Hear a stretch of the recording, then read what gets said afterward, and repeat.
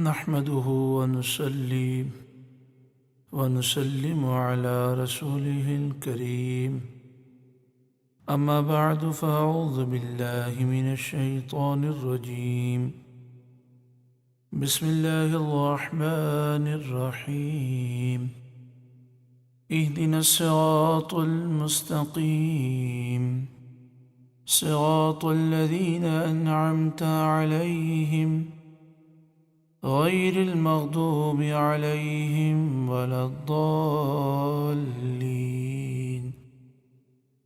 آمين ثم آمين بجاه سيد المرسلين صلى الله عليه وآله وسلم۔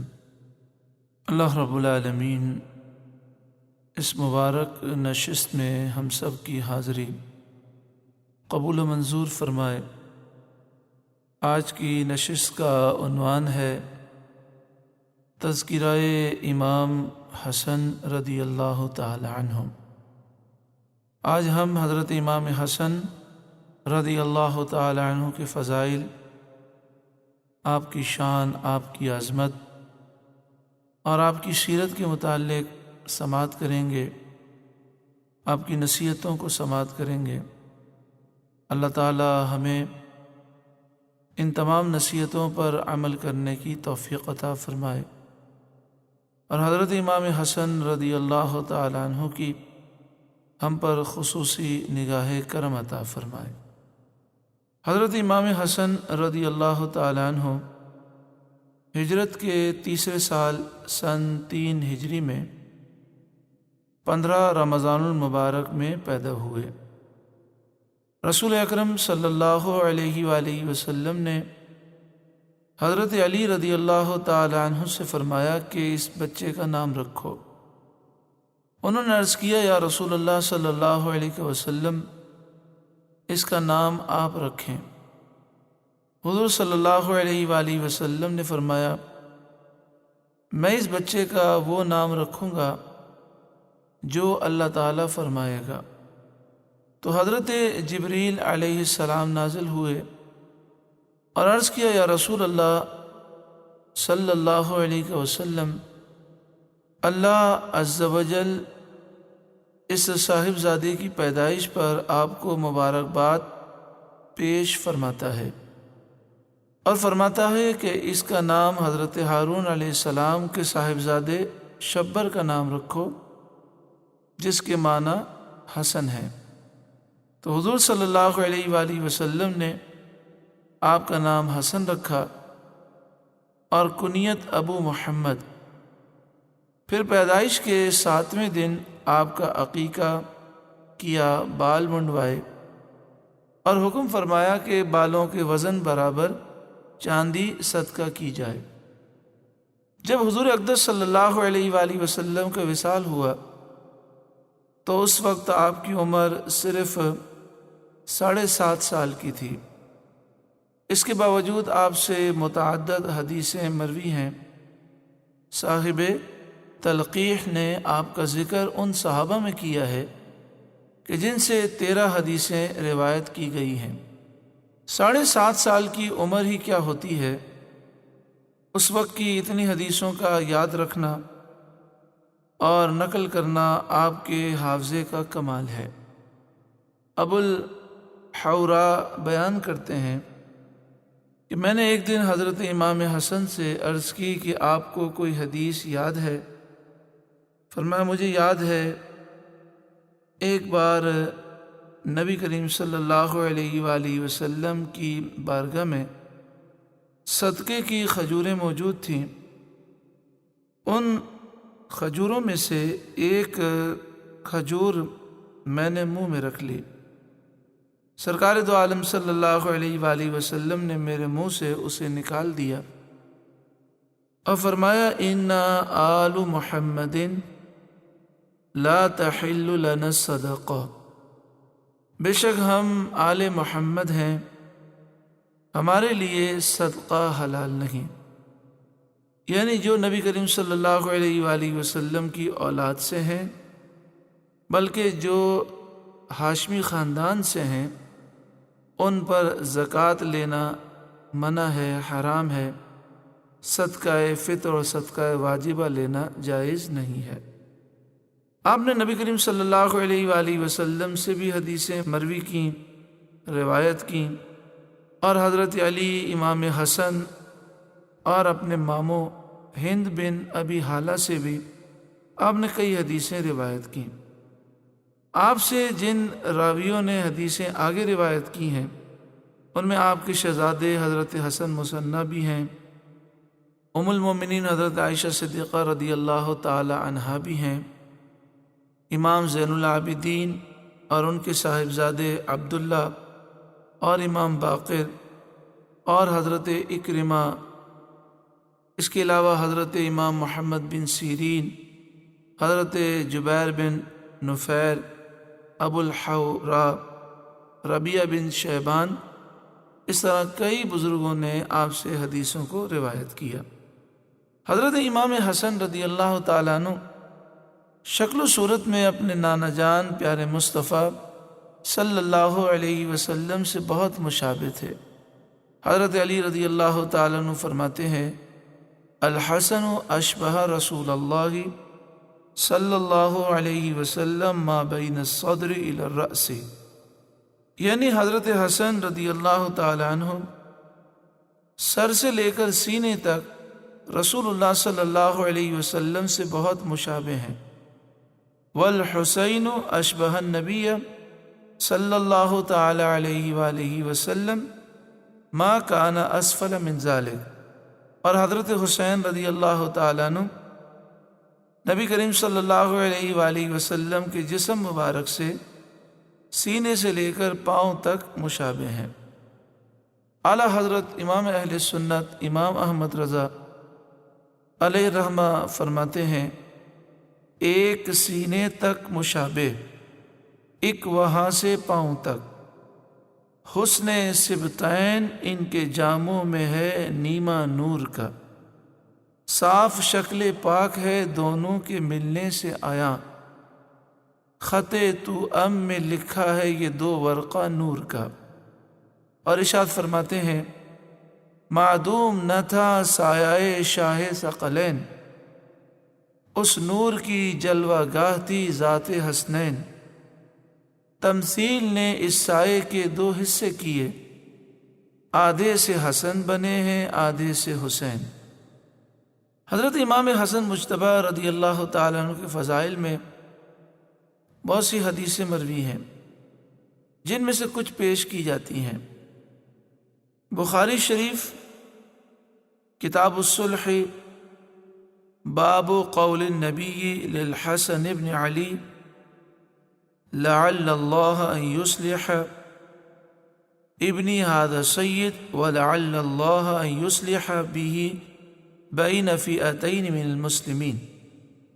بخاری شریف میں یہ حدیث پاک موجود ہے، حضرت ابو بکر رضی اللہ تعالیٰ عنہ سے روایت ہے، انہوں نے فرمایا کہ میں نے رسول اللہ صلی اللہ علیہ وسلم کو دیکھا کہ آپ ممبر پر رونق افروز ہیں اور حضرت حسن آپ کے پہلو میں ہے۔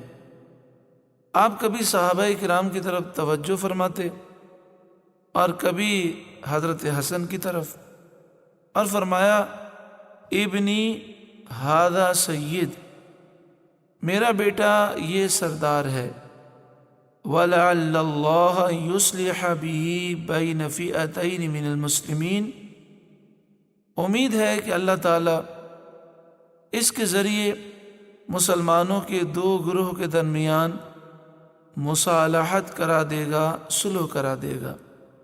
حضرت عبداللہ بن زبیر رضی اللہ تعالی عنہما نے فرمایا کہ میں نے دیکھا رسول اللہ صلی اللہ علیہ وآلہ وسلم سجدے میں ہوتے اور حضرت حسن آتے تو آپ کی گردن مبارک یا پشت مبارک پر سوار ہو جاتے، تو آپ صلی اللہ علیہ وآلہ وسلم انہیں اتارتے نہیں تھے، وہ خود ہی اتر جاتے تھے، اور میں نے دیکھا کہ آپ رکوع کی حالت میں ہوتے تو آپ انہیں اتارتے نہیں تھے، وہ خود ہی اتر جاتے تھے، اور میں نے دیکھا کہ آپ رکوع کی حالت میں ہوتے تو اپنے پیروں کے درمیان اتنا فاصلہ کر دیتے کہ حضرت حسن ان کے درمیان سے دوسری طرف گزر جاتے ہیں۔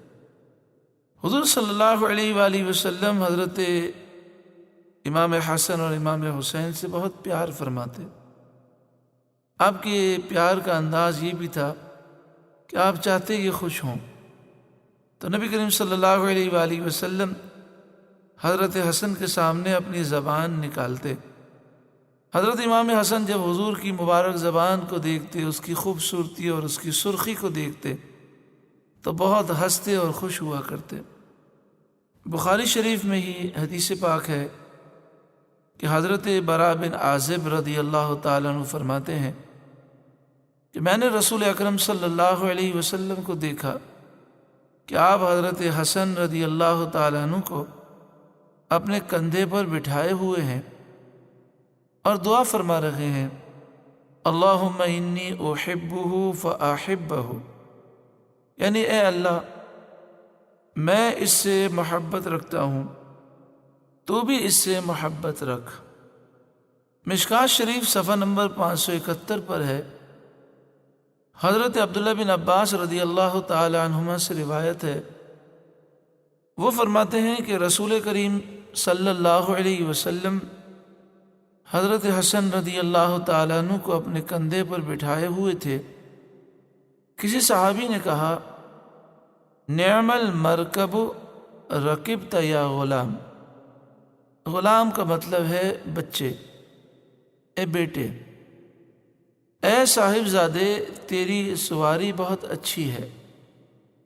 تو رسول اللہ صلی اللہ علیہ وسلم نے فرمایا، وَنِعْمَ الرَّاكِبُ ہوا، اور سوار بھی تو بہت اچھا ہے، یعنی اے صحابی یہ تو نے دیکھا کہ سواری کتنی اچھی ہے، لیکن یہ بھی تو دیکھ کہ سوار کتنا اچھا ہے۔ ایک دن حضرت امیر معاویہ رضی اللہ تعالیٰ عنہ کے پاس قریش اور دیگر قبیلوں کے بڑے بڑے لوگ جمع تھے۔ انہوں نے فرمایا، مجھے بتاؤ ماں اور باپ، چچا اور پھوپھی، خالہ اور ماموں، نانا اور نانی کے اعتبار سے سب سے زیادہ معزز کون شخص ہے؟ حضرت مالک بن عجلان رضی اللہ تعالیٰ عنہ کھڑے ہوئے اور حضرت حسن رضی اللہ تعالیٰ عنہ کی طرف اشارہ کیا اور فرمایا، یہ سب سے افضل ہیں۔ ان کے والد امیر المومنین حضرت علی بن ابی طالب ہیں رضی اللہ تعالی عنہ۔ ان کی والدہ سیدۃ النساء حضرت فاطمہ بنت رسول اللہ صلی اللہ علیہ وسلم ہیں۔ ان کی نانی ام المومنین حضرت خدیجہ بنت خویلد ہیں اور نانا نبی اکرم صلی اللہ علیہ وسلم ہیں۔ ان کے چچا حضرت جعفر ہیں جو جنت میں پرواز کرتے ہیں، اور پھوپھی حضرت ام ہانی بنت ابی طالب ہیں، اور ان کے ماموں اور خالائیں رسول اکرم صلی اللہ علیہ وسلم کے شہزادے اور شہزادیاں ہیں۔ پھر حضرت مالک بن عجلان نے حضرت امیر معاویہ رضی اللہ تعالیٰ عنہ سے پوچھا، کیا میں نے صحیح کہا ہے؟ انہوں نے فرمایا، ہاں اے اللہ یہ سچ ہے۔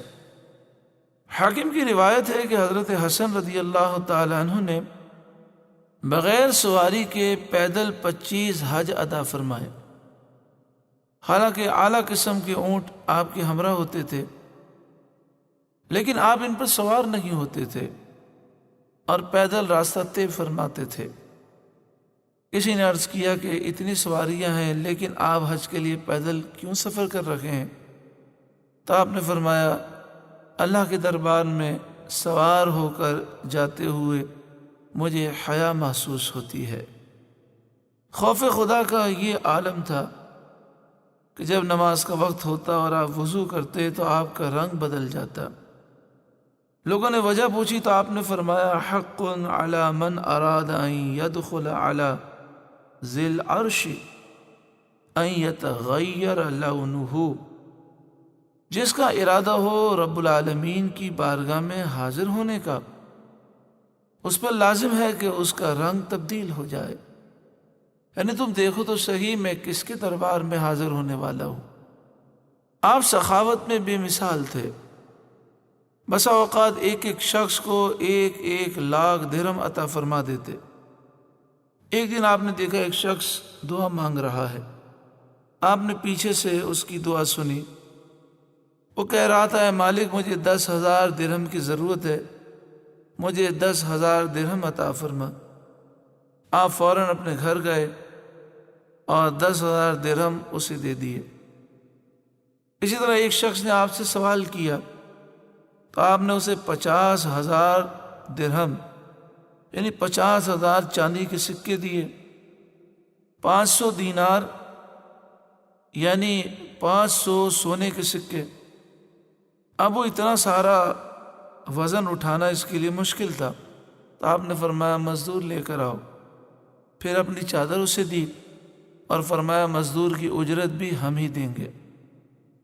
آپ نے ایک غلام کو دیکھا کہ وہ ایک احاطے میں ایک باغ میں موجود ہے اور وہ کھانا کھا رہا ہے۔ اس طرح کھا رہا ہے کہ ایک لقمہ خود کھاتا ہے، دوسرا لقمہ اپنے پاس موجود کتے کو کھلاتا ہے۔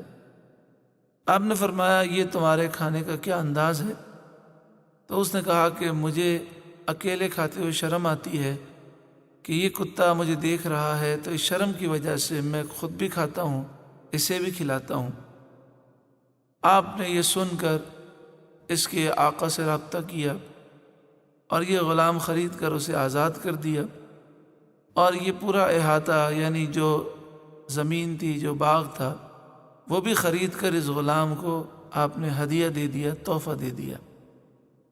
آپ سے کسی نے کہا کہ اگر آپ خود فاقے سے ہوں اور آپ کئی دنوں کے فاقے کے بعد کھانا کھانے کے لیے بیٹھے ہوں، کھانا سامنے ہو اور کوئی سوالی آ جائے تو آپ اسے خالی نہیں لوٹاتے، تو آپ نے فرمایا میں بھی رب سے مانگنے والا ہوں، میں رب کا ایک سوالی ہوں۔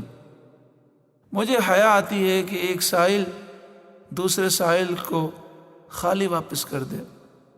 آپ بہت بڑے بردبار اور حلیم الطبع تھے، عفو درگزر کرنے والے، معاف کرنے والے، برداشت کرنے والے، غصے کو کنٹرول برداشت کرنے والے، قابو میں رکھنے والے، اپنی ذات کے لیے معاف کرنے والے۔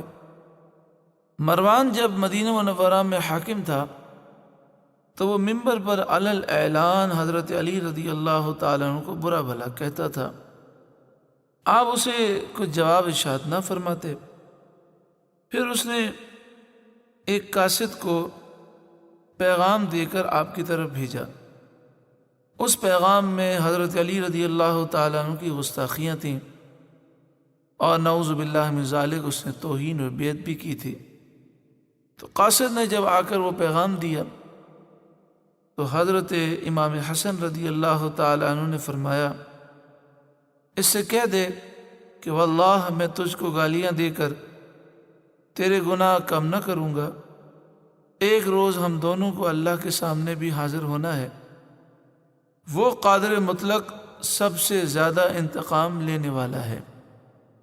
ایک مرتبہ مروان بن حکم حضرت امام حسن کے سامنے آ گیا، اور جب بھی آپ کے سامنے آتا آپ کو برا بھلا کہتا، تو اس دن بھی وہ آپ کے سامنے آ کر آپ کی گستاخی کرنے لگا۔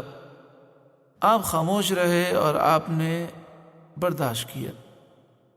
اسی درمیان مروان بن حکم نے اپنے داہنے ہاتھ سے سیدھے ہاتھ سے ناک صاف کی، تو حضرت امام حسن رضی اللہ تعالیٰ عنہ نے اس سے فرمایا افسوس تجھے اتنا بھی نہیں معلوم کہ داہنا ہاتھ اس کام کے لیے نہیں ہے، بائیں ہاتھ سے ناک صاف کرنا چاہیے۔ یہ سن کر مروان خاموش رہا، شرمندہ ہو گیا۔ یعنی اپنی برائی سن کر تو آپ خاموش رہے، لیکن جب غلط بات آپ نے دیکھی تو فوراً تنبیہ فرمائی۔ یہ حق گوئی ہے، عیب جوئی نہیں۔ بعض علم کا دعویٰ کرنے والے جو طرح طرح کی برائیوں میں مبتلا ہیں، اس قسم کی تنبیہ کو عیب جوئی قرار دیتے ہیں۔ اللہ انہیں حق گوئی اور عیب جوئی کا فرق سمجھنے کی توفیق عطا فرمائے۔ یہ لوگوں کی آج عادت ہے، اللہ تعالی ہمیں ہماری اصلاح فرمائے، کہ ہماری ذات کا معاملہ ہو تو ہم فوراً غصے میں آ جاتے ہیں، مقابلے کے لیے کھڑے ہو جاتے ہیں، غصہ بھی آتا ہے، برداشت بھی ختم ہو جاتی ہے۔ لیکن جب دین کا معاملہ آئے، حق بات کہنے کا معاملہ آئے، تو اس وقت ہم خاموش رہتے ہیں۔ لیکن امام حسن کا کردار یہ ہے کہ جب اپنی ذات کا معاملہ ہو تو برداشت کیا جائے، اور جب حق بات کہنے کا معاملہ ہو، نیکی کی دعوت کا معاملہ ہو، ظالم کے سامنے حق بات کہنے کا معاملہ آ جائے تو پھر خاموش نہ رہا جائے۔ حضرت امام حسن رضی اللہ تعالیٰ عنہ کا جب وصال ہو گیا تو آپ کے جنازے میں مروان بن حکم رونے لگا۔ حضرت امام حسین رضی اللہ تعالیٰ عنہ نے فرمایا، زندگی میں تو ان سے جھگڑتا رہا، اب کیوں روتا ہے؟ مروان بن حکم نے پہاڑ کی طرف اشارہ کیا اور کہا، میں نے انہیں اس پہاڑ سے بھی زیادہ مضبوط پایا، اس سے بھی زیادہ حلیم پایا، برداشت کرنے والا پایا۔ حضرت عمیر کہتے ہیں، میں نے ایسی شیرینی مٹھاس کسی کے کلام میں نہیں پائی جیسی امام حسن کے کلام میں تھی۔ جب آپ بات کرتے دل چاہتا کہ آپ کا کلام ختم نہ ہو، آپ کلام ختم نہ کریں، بس آپ فرماتے رہیں اور ہم سنتے رہیں۔ اتنے آپ کی زبان مبارک سے جو الفاظ نکلتے، ان کا انداز اتنا پیارا ہوتا، اتنی مٹھاس ہوتی، دل چاہتا حضرت فرماتے رہیں اور ہم سنتے رہیں۔ حضرت علی رضی اللہ تعالیٰ عنہ کی شہادت کے بعد حضرت امام حسن رضی اللہ تعالیٰ عنہ مسند خلافت پر جلوہ افروز ہوئے۔ 40,000 سے زائد اہل کوفہ نے آپ کے دست حق پرست پر بیعت کی۔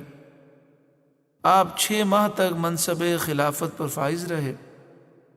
اس کے بعد جب حضرت امیر معاویہ رضی اللہ تعالیٰ عنہ آپ کے پاس کوفہ آئے تو آپ نے خلافت ان کے سپرد کر دی، آپ نے صلح فرما لی۔ مسلمانوں کے 2 گروہ میں صلح ہو گئی۔ اللہ کے محبوب دانائے غیوب باذن اللہ صلی اللہ علیہ وسلم کا وہ معجزہ ظاہر ہوا جو آپ نے فرمایا تھا کہ میرا یہ بیٹا مسلمانوں کی 2 جماعتوں میں صلح کرائے گا۔ حضرت امام حسن رضی اللہ تعالیٰ عنہ نے اس صلح کے بعد تخت خلافت حضرت امیر معاویہ رضی اللہ تعالیٰ عنہ کے لیے خالی کر دیا۔ 10 برداری کا یہ واقعہ ربیع الاول 41 ہجری میں ہوا۔ خلافت سے 10 بردار ہونا آپ کے بہت سے ہم نواؤں کو ناگوار ہوا۔ انہوں نے طرح طرح سے آپ پر ناراضگی کا اظہار کیا، یہاں تک کہ بعض لوگ آپ کو عار المسلمین کہہ کر پکارتے تھے۔ نعوذ باللہ من ذالک۔ عار مانے شرم، توبہ استغفر اللہ۔ وہ ظالم کہتے کہ آپ مسلمانوں کے لیے عار ہیں، شرم ہے، تو آپ ان سے فرماتے العار خیر من النار، عار جہنم کی آگ سے بہتر ہے۔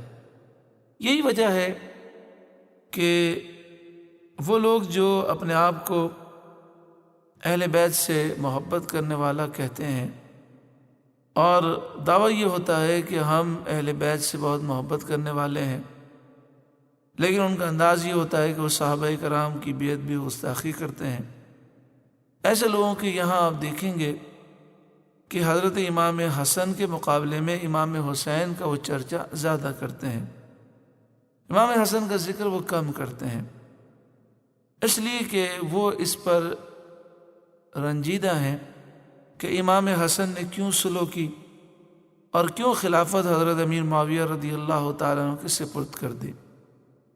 اہل سنت و جماعت الحمدللہ امام حسن سے بھی پیار کرتے ہیں، امام حسین سے بھی پیار کرتے ہیں، اہل بیت سے بھی پیار کرتے ہیں اور صحابہ کرام سے بھی پیار کرتے ہیں۔ ہمیں چاہیے کہ ہم ان بزرگوں کا خوب تذکرہ کریں۔ مشہور روایت کے مطابق امام حسن کا یوم شہادت 28 صفر المظفر ہے، امر خلافت حضرت امیر معاویہ رضی اللہ تعالیٰ عنہ کو سپرد کرنے کے بعد آپ کوفہ سے مدینہ طیبہ چلے گئے اور وہیں قیام پذیر رہے۔ جبیر بن نفیر کہتے ہیں کہ ایک روز میں نے حضرت امام حسن سے عرض کیا، لوگ کہتے ہیں آپ پھر خلافت کے خواہش مند ہیں اور اس کے لیے آپ جنگ کرنا چاہتے ہیں۔ آپ نے ارشاد فرمایا، جس وقت عربوں کے سر میرے ہاتھوں میں تھے، یعنی اپنی جانیں قربان کرنے کے لیے وہ مجھ سے بیعت کر چکے تھے، اس زمانے میں ہم جس سے چاہتے ان کو لڑا دیتے، لیکن میں اس وقت محض اللہ کی رضا مندی حاصل کرنے کے لیے خلافت سے دستبردار ہو گیا، اور امت محمدیہ کا خون بہنے نہیں دیا۔ تو جس خلافت سے میں صرف اللہ کی رضا مندی حاصل کرنے کے لیے دستبردار ہو گیا ہوں، میں دوبارہ اسے حاصل کرنے کے لیے خون ہرگز نہیں بہاؤں گا۔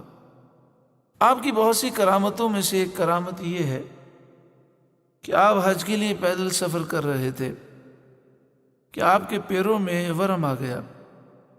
آپ کے کسی غلام نے عرض کیا، کاش آپ کسی سواری پر سوار ہو جائیں تاکہ ورم کم ہو جائے۔ آپ نے اس کی درخواست قبول نہ کی اور فرمایا، جب تم منزل پر پہنچو گے تو تمہیں ایک حبشی ملے گا جس کے پاس کچھ تیل ہوگا، تو مجھ سے خرید لینا۔ جب منزل پر پہنچے تو حبشی دکھائی دیا۔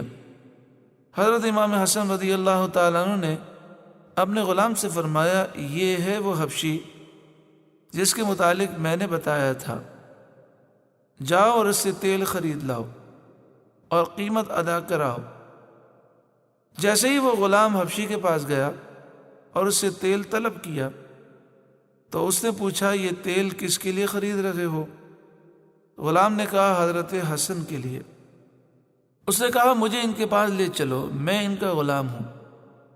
جب وہ حبشی آپ کی خدمت میں پہنچا تو کہا، میں آپ کا غلام ہوں، تیل کی قیمت نہیں لوں گا، آپ بس میری بیوی کے لیے جو درد زخم میں مبتلا ہے، اس کے ہاں ولادت ہونے والی ہے، دعا فرمائیں کہ اللہ تعالیٰ اسے ایک صحیح الاعضاء، صحیح سلامت بچہ عطا فرمائے۔ آپ نے فرمایا، اپنے گھر جاؤ، اللہ تعالیٰ تمہیں ایسا ہی بیٹا عطا فرمائے گا جیسا تم چاہتے ہو، وہ ہمارا پیروکار ہوگا۔ حبشی گھر گیا تو آپ کے فرمانے کے مطابق بچہ پیدا ہوا۔ آپ کی دوسری مشہور کرامت یہ ہے کہ ایک بار آپ حضرت زبیر بن عوام رضی اللہ تعالیٰ عنہ کے ایک بیٹے کے ساتھ سفر کر رہے تھے کہ آپ کا گزر کھجوروں کے ایک ایسے باغ میں ہوا جس کے سب درخت خشک ہو گئے تھے۔ آپ نے اسی باغ میں ڈیرا ڈال دیا۔ حضرت امام حسن رضی اللہ تعالیٰ عنہ کے لیے باغ کے ایک درخت کی جڑ میں، اور حضرت زبیر بن عوام رضی اللہ تعالیٰ عنہ کے بیٹے کے لیے دوسرے درخت کی جڑ میں بستر بچھایا گیا۔ حضرت ابن زبیر نے فرمایا، اے کاش اس نخلستان میں تازہ کھجوریں ہوتی جنہیں ہم کھاتے۔ حضرت امام حسن نے فرمایا، کیا تازہ کھجوریں چاہتے ہو؟ حضرت ابن زبیر نے کہا، ہاں۔ آپ نے دعا کے لیے ہاتھ اٹھایا اور زیر لب کچھ دعائیں کیں جو کسی کو معلوم نہ ہوئیں۔ فوراً کھجور کا ایک درخت تر و تازہ اور بار آور ہو گیا، اس میں تازہ کھجوریں لگ گئیں۔ ان کا ساتھی جو اونٹ چلانے والا شتربان تھا وہ بولا، واللہ یہ جادو ہے۔ حضرت امام حسن رضی اللہ تعالیٰ عنہ نے فرمایا، یہ جادو نہیں ہے بلکہ رسول اللہ کے بیٹے کی دعائے مستجاب کا اثر ہے۔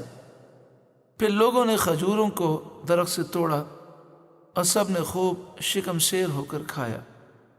حضرت ابن سعد حضرت عمران بن عبداللہ رضی اللہ تعالیٰ عنہما سے روایت کرتے ہیں کہ حضرت امام حسن رضی اللہ تعالیٰ عنہ نے خواب دیکھا کہ ان کی دونوں آنکھوں کے درمیان قل هو اللہ احد لکھا ہوا ہے، جب آپ نے یہ خواب بیان کیا تو اہل بیت بہت خوش ہوئے، لیکن جب حضرت سعید بن مسیب رضی اللہ تعالیٰ عنہ کے سامنے یہ خواب بیان کیا گیا تو انہوں نے فرمایا کہ آپ کی زندگی کے صرف چند روز اور باقی رہ گئے ہیں۔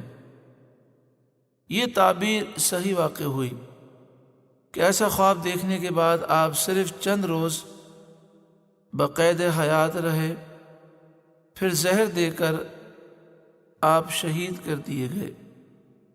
زہر دینے کی تفصیل یوں بیان کی جاتی ہے کہ آپ کو کئی مرتبہ زہر دیا گیا۔ پہلے آپ کو شہد میں ملا کر زہر دیا گیا، جس سے آپ کے شکم مبارک میں پیٹ میں درد پیدا ہوا، رات بھر تکلیف رہی۔ صبح سرکار دو عالم صلی اللہ علیہ وسلم کے روضہ منورہ پر حاضر ہوئے، دعا فرمائی تو اللہ تعالیٰ نے انہیں شفا عطا فرمائی۔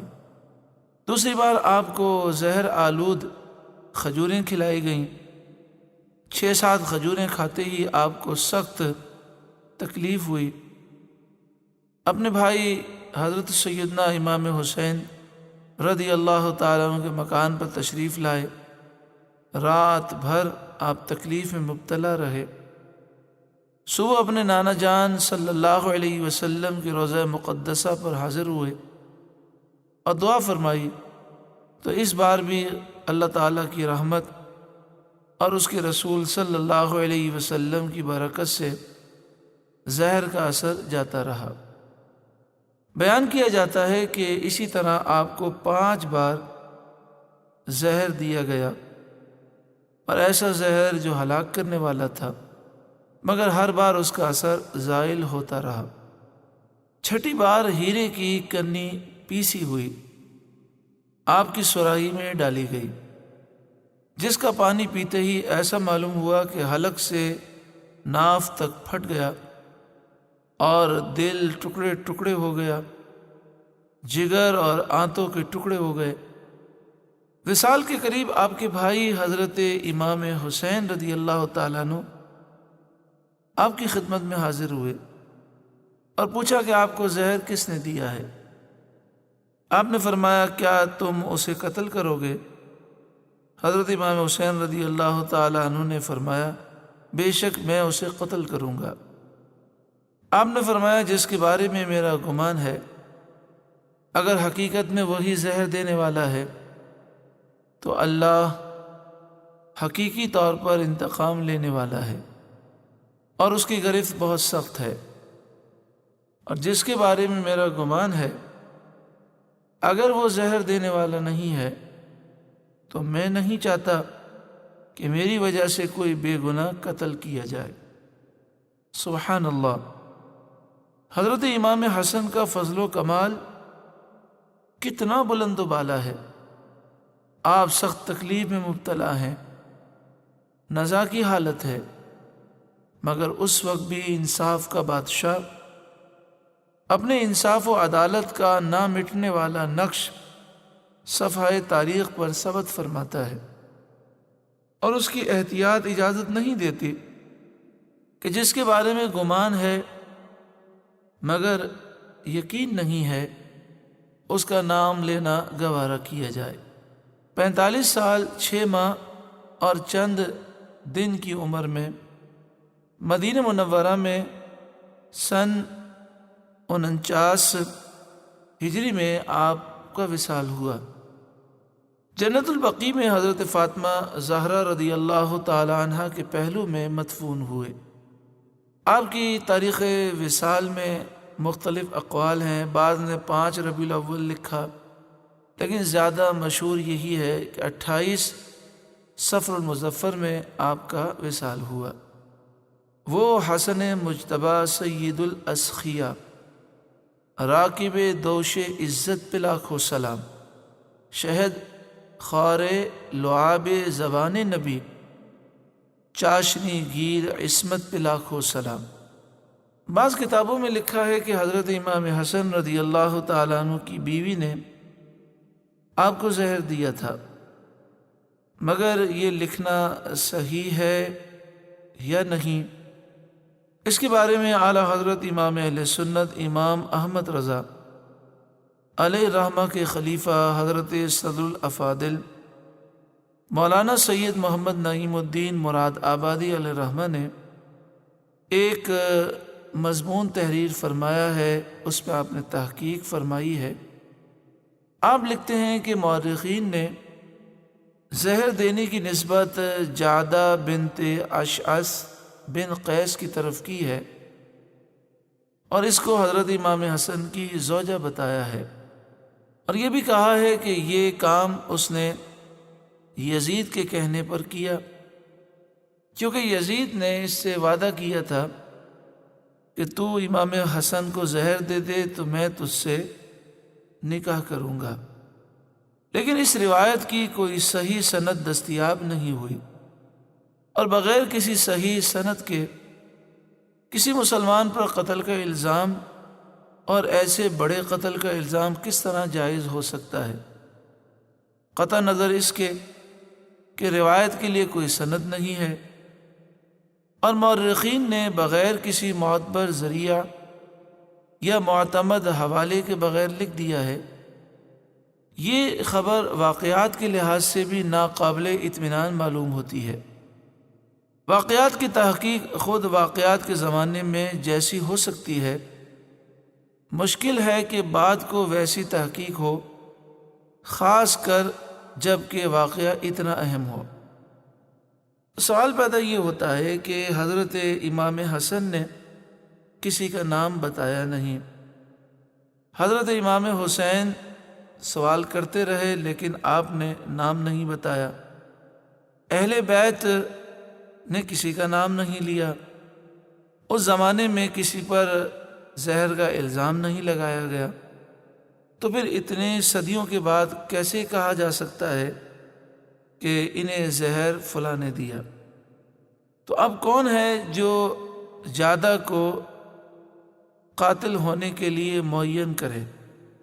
حضرت امام حسن، امام حسین، اہل بیت میں سے کسی نے بھی جادہ پر یہ الزام صراحتاً نہیں لگایا، نہ نام لیا ہے، اور نہ ان کے پاس کوئی ثبوت پہنچا، نہ انہوں نے کوئی شرعی مواخذہ کیا، تو لہٰذا اتنے عرصے کے بعد یہ کہہ دینا ایک مشکل بات ہے۔ ایک اور پہلو اس واقعے کا خاص طور پر قابل لحاظ ہے کہ حضرت امام حسن کی زوجہ، ان کی بیوی کو غیر کے ساتھ تعلقات بنانے والا کہنا اور غیر کے ساتھ مل کر سازش کرنے والا کہنا، یہ ایک بہت بڑی تہمت ہے اور بدترین تبرہ ہے۔ عجب نہیں ہے کہ اس حکایت کی بنیاد خارجیوں کے افتراءات ہوں، جبکہ صحیح اور معتبر ذرائع سے یہ معلوم ہے کہ حضرت امام حسن رضی اللہ تعالیٰ عنہ آپ کثیر التزوج تھے، جو عورت آپ کے نکاح میں آئی وہ آپ پر فدا ہو گئیں۔ آپ کے نکاح میں آنے کے بعد یزید جیسے بدصورت اور بد کردار شخص سے کون سی عورت متاثر ہو سکتی ہے؟ لہذا یہ کہنا کہ امام حسن کے نکاح میں ہونے کے باوجود وہ عورت یزید سے متاثر تھی اور اس سے شادی کرنا چاہتی تھی، اور یزید نے وعدہ کیا کہ تو امام حسن کو زہر دے دے تو میں تجھ سے شادی کر لوں گا، تو حضرت صدر الافاضل مولانا نعیم الدین مراد آبادی علیہ رحمہ فرماتے ہیں کہ یہ ساری باتیں قیاس سے اور عقل سے بعید ہیں، واللہ اعلم بالصواب۔ خلاصہ یہ ہوا کہ کچھ مورخین نے یہ بات لکھی ہے کہ آپ کی زوجہ نے زہر دیا، لیکن اعلیٰ حضرت امام اہل سنت امام احمد رضا علیہ رحمہ کے خلیفہ صدر الافاضل مولانا نعیم الدین مراد آبادی علیہ رحمہ فرماتے ہیں کہ یہ بات یقین سے نہیں کہی جا سکتی، اس لیے کہ امام حسن نے بھی اپنی زوجہ کا نام نہیں لیا اور اہل بیت نے بھی ان پر الزام نہیں لگایا، لہذا اتنی صدیوں کے بعد ہم کس بنیاد پہ کہہ سکتے ہیں؟ کوئی صحیح روایت اس پہ موجود نہیں، لہذا اس معاملے میں خاموشی اختیار کی جائے۔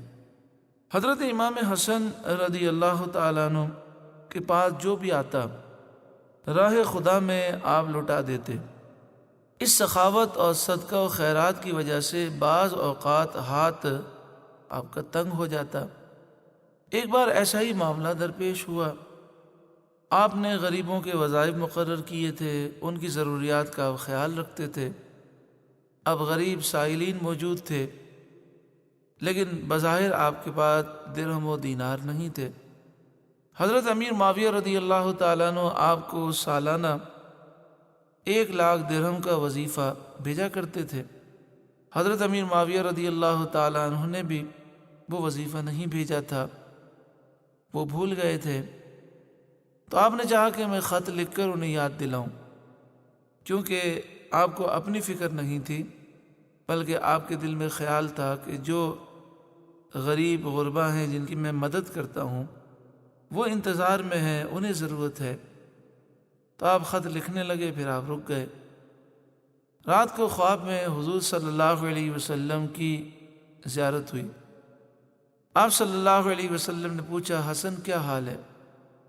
آپ نے تنگ دستی کا ذکر کیا تو نبی کریم صلی اللہ علیہ وآلہ وسلم نے ایک دعا آپ کو سکھائی، اللہم اقذف فی قلبی رجاک، اے اللہ میرے دل میں تیری امید کو ڈال دے، وقتا رجائی عمن سواک، اور تیرے سوا لوگوں کی امیدیں میرے دل سے دور کر دے، حتی لا ارجو احدا غیرک، یہاں تک کہ میں تیرے سوا کسی سے امید نہ رکھوں۔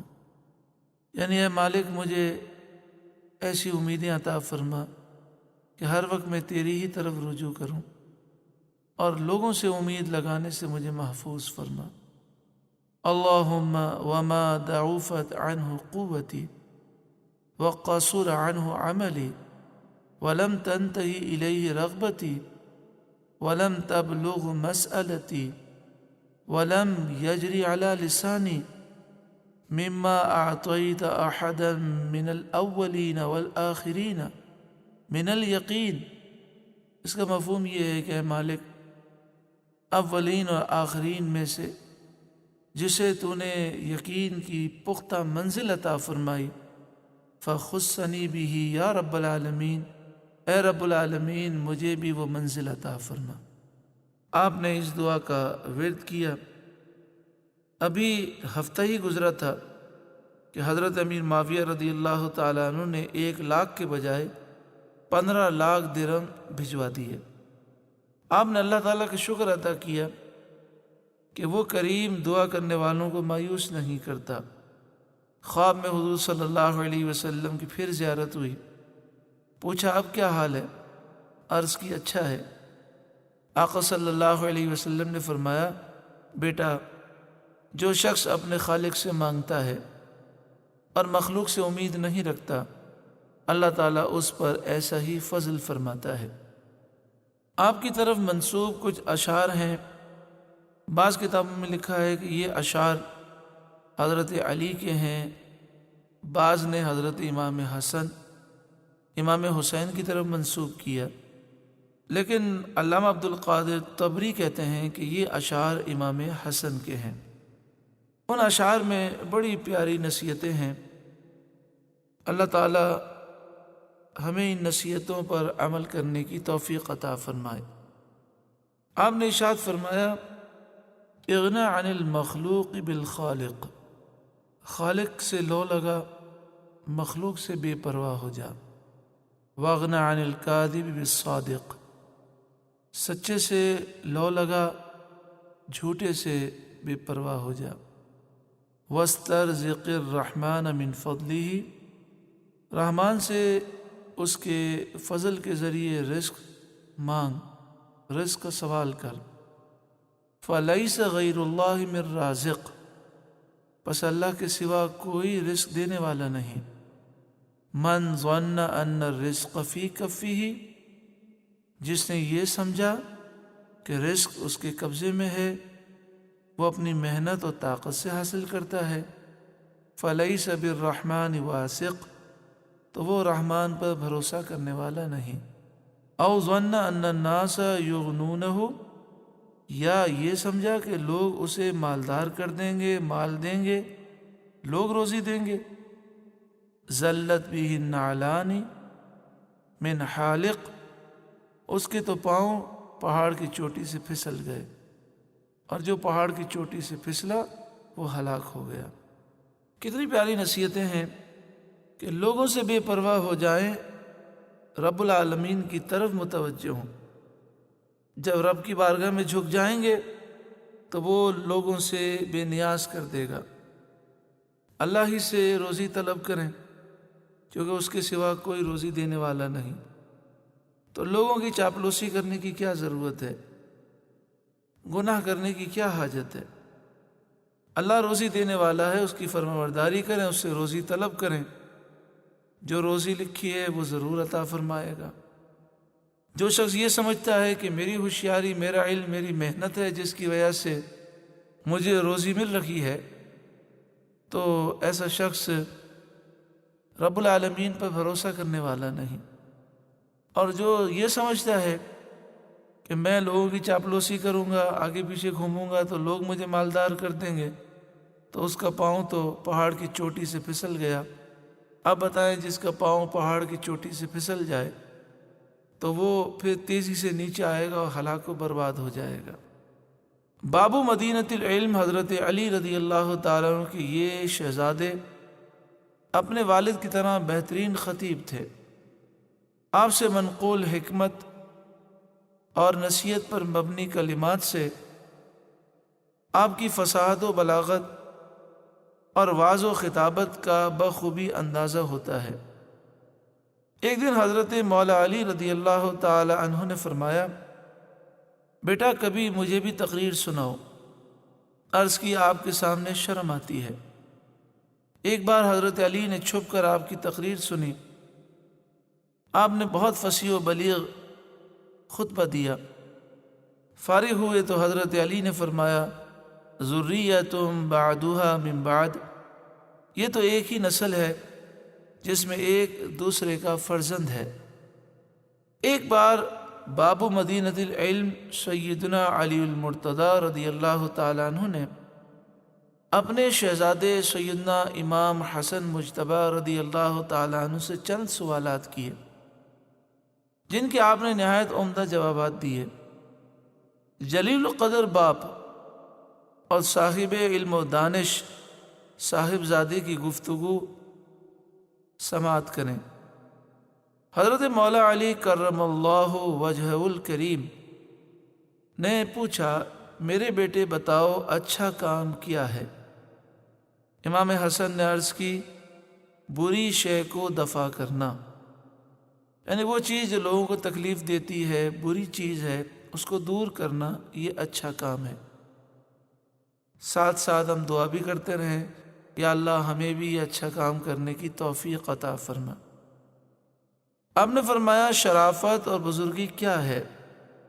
فرمایا، عرض کی، قبیلے کے ساتھ اچھا سلوک رکھنا اور ان کی سختی برداشت کرنا، اپنے دوست احباب اور خاص طور پر رشتہ داروں کے ساتھ اچھا سلوک کرنا، اور اگر وہ سختی کرتے ہیں تو ان سے نہ جھگڑے، برداشت کرے، یہ شرافت بزرگی ہے۔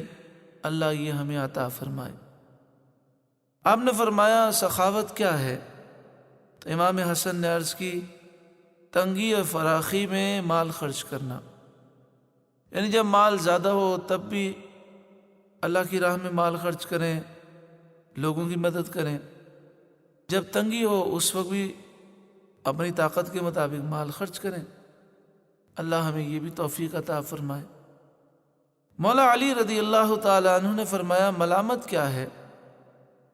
تو امام حسن نے عرض کی، انسان کا اپنے لیے مال جمع کرنا اور اپنی عزت خراب کر دینا، یعنی اپنے لیے مال جمع کرنے کی جو ہوس ہوتی ہے، اتنا بینک بیلنس جمع ہو جاتا ہے کہ وہ تو کیا، ان کی 7 نسلیں بھی کھائیں تو ختم نہ ہو، لیکن ایک ہوس ہوتی ہے بلا وجہ مال جمع کرنے کی، اور پھر اس ہوس میں آ کر وہ اپنی عزت بھی خراب کر دیتا ہے۔ تو یہ ملامت ہے اللہ اس سے محفوظ فرمائے۔ آپ نے فرمایا بزدلی کیا ہے؟ تو حضرت امام حسن نے عرض کی دوست پر زیادتی کرنا اور دشمن کے مقابلے میں کمزوری دکھاتے ہوئے پیچھے ہٹنا۔ دوست کے ساتھ اچھا سلوک کرنا چاہیے، اس پر ظلم کرنا اور دشمن کے مقابلے میں بزدل بننا اور کمزوری دکھاتے ہوئے پیچھے ہٹنا، یہ بزدلی ہے، اللہ اس سے محفوظ فرمائے۔ آپ نے فرمایا غنا کیا ہے، مالداری کیا ہے؟ حضرت علی نے جب یہ سوال کیا تو آپ نے عرض کی اللہ تعالیٰ نے جو کچھ قسمت میں رکھا ہے اگرچہ تھوڑا ہو اس پر خوش رہنا، یعنی مالدار انسان زیادہ مال سے نہیں ہوتا بلکہ اللہ کی تقسیم پر راضی ہو، اور جو اللہ تعالیٰ نے عطا فرمایا، جو لوح محفوظ میں اس کے لیے لکھا وہ اس پر خوش رہے، اللہ کا شکر ادا کرے۔ اللہ یہ ہمیں توفیق عطا فرمائے۔ مولا کائنات مولا علی رضی اللہ تعالیٰ عنہ نے فرمایا بردباری کیا ہے؟ آپ نے عرض کی غصے کو دبانا اور اپنے نفس کو قابو میں رکھنا، یعنی برداشت، بردباری، حلم، غصے کو قابو میں رکھنا ہے، دبانا ہے اور اپنے نفس کو کنٹرول میں رکھنا ہے۔ اللہ ہمیں یہ توفیق عطا فرمائے۔ مولا علی نے سوال کیا ذلت و رسوائی کیا ہے؟ عرض کی مصیبت کے وقت بے قراری کا اظہار، یعنی مصیبت کے وقت شکوہ و شکایات کرنا، بے قراری کا اظہار کرنا، یہ ذلت و رسوائی کا سبب ہے۔ انسان کو مصیبت کا مقابلہ صبر کے ساتھ کرنا چاہیے اور وقار کے ساتھ کرنا چاہیے۔ اللہ ہمیں ایسی توفیق دے۔ آپ نے فرمایا تکلف کیا ہے؟ تو حضرت امام حسن نے فرمایا بے مقصد کلام کرنا، یعنی جب بھی ہم کلام کریں تو اس کا کوئی دینی یا دنیاوی اچھا مقصد ہونا چاہیے۔ بے مقصد کلام کرنا یہ تکلف ہے اور یہ چیزیں انسان کی عزت کو نقصان پہنچاتی ہیں۔ اللہ ہمیں بے مقصد کلام سے محفوظ رکھے۔ مولا علی نے فرمایا بزرگی کیا ہے؟ تو آپ نے عرض کی قرض و تاوان ادا کرنے میں مدد دینا اور جرم معاف کرنا۔ کوئی مقروض ہے، کسی پر جرمانہ نافذ ہو گیا تو اس کے لیے اس کو مدد کرنا، اس کو مدد دینا، اور کوئی جرم کر دے تو اسے معاف کر دینا، درگزر کرنا، اپنی ذات کے لیے اسے معاف کر دینا۔ اللہ یہ بزرگی ہمیں نصیب فرمائے۔ مولا علی نے فرمایا سیادت کیا ہے؟ سرداری کیا ہے؟ حضرت امام حسن نے عرض کی اچھے کام کرنا اور کبھی امور سے، برے کاموں سے دور رہنا۔ تو سردار وہ نہیں ہے جو قبیلے کا سردار بن جائے، سردار وہ ہے جو اچھے کام کرے اور برے کاموں سے دور رہے۔ اللہ ہمیں عمل کی توفیق دے۔ آپ نے فرمایا بے وقوفی کیا ہے؟ تو آپ نے عرض کی، حضرت امام حسن نے عرض کی ذلیل امور کا پیچھا کرنا، یعنی حقیر اور ذلیل کاموں کے پیچھے بھاگنا اور گمراہوں کی صحبت اختیار کرنا، یہ بے وقوفی ہے۔ کیونکہ جو گمراہوں کی صحبت اختیار کرتا ہے یا تو وہ خود گمراہ ہو جاتا ہے، اور اگر گمراہ نہیں ہوتا تو اس کے یقین میں اور نیکیوں میں کمی واقع ہوتی ہے اور ان کی صحبت سے اسے نقصان پہنچتا ہے، اور بے فائدہ اور بیکار کاموں کے پیچھے نہیں بھاگنا چاہیے، ایسا کرنا بے وقوفی ہے۔ مولا علی نے فرمایا غفلت کیا ہے؟ آپ نے فرمایا مسجد چھوڑ دینا اور مفسد لوگوں کی اطاعت کرنا، یعنی جو فسادی لوگ ہیں ان کی بات مان لینا اور اللہ کے گھر سے دور ہو جانا، یہ غفلت ہے۔ اللہ اس غفلت سے ہمیں محفوظ فرمائے۔ آپ کے چند بڑے پیارے ہی اقوال ہیں، آپ کے اقوال بہت ہی پیارے ہیں، ان میں سے چند عرض کیے جاتے ہیں۔ آپ نے فرمایا لا ادب لمن لا عقل لہ، جس میں عقل نہیں اس میں ادب نہیں۔ لا مودۃ لمن لا ہمت لہ، جس میں ہمت نہیں اس میں محبت نہیں۔ یعنی جو بے ادب ہے وہ بے ادبی اس بات کی علامت ہے کہ وہ بے عقل ہے۔ اللہ ہمیں باادب بنائے باعقل بنائے۔ اور آپ نے فرمایا کہ محبت وہی کر سکتا ہے جس میں ہمت ہو۔ جب اللہ اور اس کے رسول سے بندہ محبت کرتا ہے تو وہی کر سکتا ہے جس میں ہمت ہو، پھر وہ اس راہ میں آنے والی ہر تکلیف برداشت کرتا ہے۔ تو فرمایا لا مودۃ لمن لا ہمت لہ، جس میں ہمت نہیں اس میں محبت نہیں۔ آپ نے فرمایا لا حیا لمن لا دین لہ، جس کا دین نہیں اس میں شرم و حیا نہیں۔ یعنی کسی کو بے حیا دیکھیں تو سمجھ جائیں وہ بے دین ہے۔ اسی لیے یہود و نصارہ اور دشمنان اسلام کوشش کر رہے ہیں کہ ہماری نسلیں بے حیا ہو جائیں تاکہ وہ دین سے محروم ہو جائیں۔ آپ نے فرمایا رأس العقل معاشرۃ الناس بالجمیل، سب سے بہترین عقل مندی کیا ہے؟ لوگوں سے اچھا سلوک کرنا۔ جو لوگوں سے برا سلوک کرے وہ عقل مند نہیں۔ تو عقل مند جو بننا چاہتا ہے وہ حسن اخلاق کا پیکر بنے اور لوگوں سے اچھا سلوک کرے۔ بالعقل تدرک الداران جمیعا ومن حرم العقل حرمہما جمیعا، عقل کے ساتھ دنیا اور آخرت دونوں حاصل ہو جاتی ہیں۔ جو عقل سے محروم رہا وہ ان دونوں سے محروم رہا۔ حضرت مولا علی رضی اللہ تعالیٰ عنہ کی طرح آپ بھی بہت حاضر جواب تھے۔ ایک مرتبہ آپ نے بہت خوبصورت لباس زیب تن کیا، پھر اتنے اچھے لباس کے ساتھ آپ حسین و جمیل بھی تھے، تو بڑی آپ کی شان و شوقت، اس کے ساتھ آپ جلوہ افروز ہیں۔ ایک یہودی کا حال بہت برا تھا، تو شکستہ حال یہودی نے آپ کو دیکھا، کہنے لگا ایک بات تو بتائیں، آپ کے نانا جان کا فرمان ہے الدنیا سجن المومن و جنت الکافر، دنیا مومن کے لیے قید خانہ ہے اور کافر کے لیے جنت ہے، مگر یہاں اس کے برعکس معاملہ نظر آ رہا ہے۔ آپ مومن ہیں اور میں کافر۔ دنیا میرے لیے قید خانہ ہے، نہ کھانے کے لیے ہے، نہ پہننے کے لیے ہے، نہ رہنے کے لیے کچھ ہے، اور آپ جنت کی طرح عیش و آرام میں ہیں، عالی شان لباس آپ نے پہنا ہے، پھر اللہ نے آپ کو اتنا حسن و جمال دیا ہے، اتنی نعمتیں آپ کو دی ہیں۔ تو حضرت امام حسن نے فرمایا اللہ تعالیٰ نے جنت میں میرے لیے جو نعمتیں تیار فرما رکھی ہیں، اگر تو انہیں دیکھ لے تو تو یقین کر لے گا کہ ان نعمتوں کی نسبت میں اب قید خانے میں ہوں۔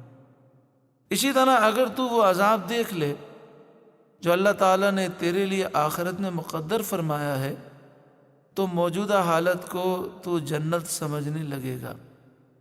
حضرت امام حسن رضی اللہ تعالیٰ عنہ کی خواہش تھی، آرزو تھی کہ انہیں روضہ رسول صلی اللہ علیہ وسلم میں دفن کیا جائے۔ آپ نے حضرت سید عائشہ صدیقہ رضی اللہ تعالیٰ عنہا سے اجازت بھی لے لی تھی اور اپنے بھائی امام حسین کو وصیت فرمائی کہ وصال کے بعد دوبارہ ان سے اجازت لے لینا۔ ہاں اگر لوگوں میں فتنہ کھڑا ہونے کا اندیشہ ہو تو پھر روضہ انور میں تدفین پر اصرار نہ کرنا۔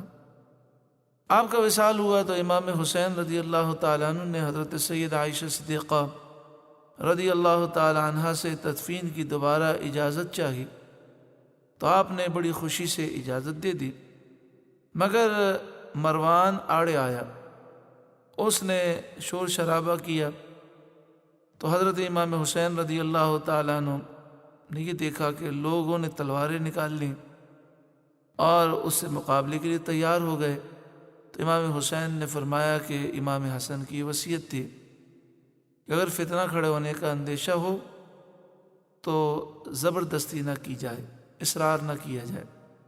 چنانچہ پھر آپ کو آپ کی والدہ ماجدہ خاتون جنت سیدہ کائنات فاطمہ الزہرا رضی اللہ تعالی عنہا کے پہلو میں جنت البقیع میں دفن کیا گیا۔ جنازے کے موقع پر جنت البقیع میں لوگوں کا جمع غفیر تھا۔